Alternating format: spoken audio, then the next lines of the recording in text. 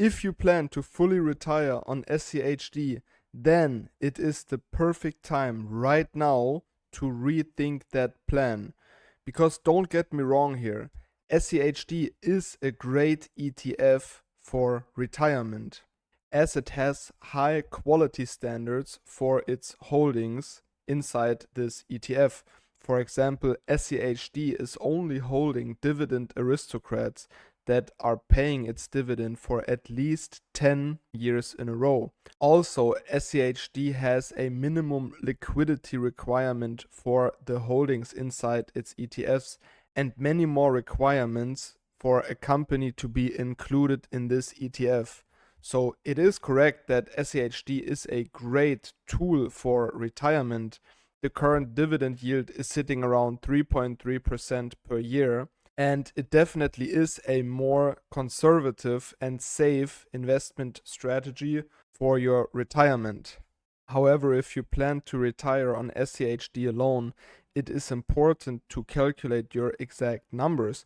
If you need $150,000 per year in income, maybe you have a family, maybe you have a spouse, or maybe you have other more costly hobbies that you want to pursue, or you just simply want to enjoy your life and travel, I think $150,000 in annual income is a reasonable amount to live a good lifestyle. You don't have to cut down on too many things.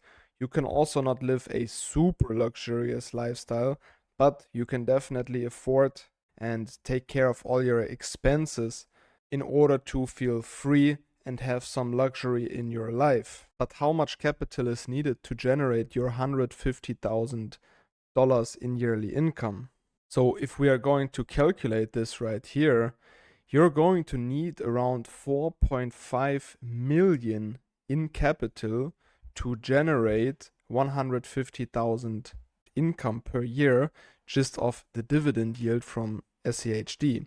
So if we look here, 4.5 million times 0.033, this is going to be $148,500 in yearly income, which is right there at the 150,000 mark. But 4.5 million in capital inside SCHD is quite a large amount and might be unrealistic for a lot of retail investors. So as I said, I still believe SCHD is a great tool for your retirement. However, it should not be the only tool, because if we look at the average return which we are making inside the premium cycle, I have a full course on my strategy, the premium cycle, where you understand the strategy in detail. And we also have a live community there where I'm sharing my trades. But if we look at our average returns, we are making around 2% return per month on a very conservative strategy. So we are mainly selling cash secured puts and covered calls, where we are committing ourselves to possibly buy or sell 100 shares of a high quality stock.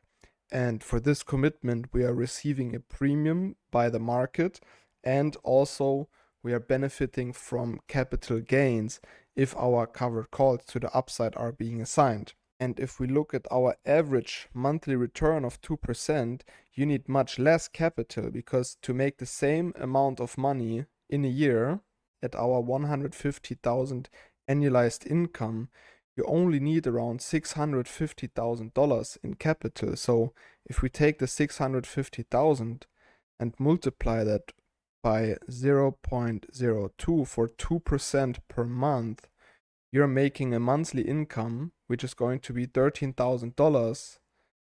Multiply that times 12, you're making $156,000 in annualized income with only $650,000. And $650,000 is a much more reasonable amount than 4.5 million. Am I saying you should only trade options and only trade the premium cycle? No, definitely not. But I like to combine my strategies for retirement and don't just depend on one single ETF that is paying its dividend quarterly. I like to generate monthly income, as my expenses are coming in per month. Maybe you have rent due, maybe you want to book a vacation, maybe you have a car repair or something else that life throws at you. You want to make sure to take care of it. And $650,000 in capital to generate $150,000 in a year is a much more reasonable amount needed in capital. So if this is interesting to you, if you want to know how the premium cycle works, then click the link in my bio, join my community, watch my full course that you understand this strategy in detail, and also benefit from our live community where I am sharing all of my trades with you guys. So click the link and I will see you there.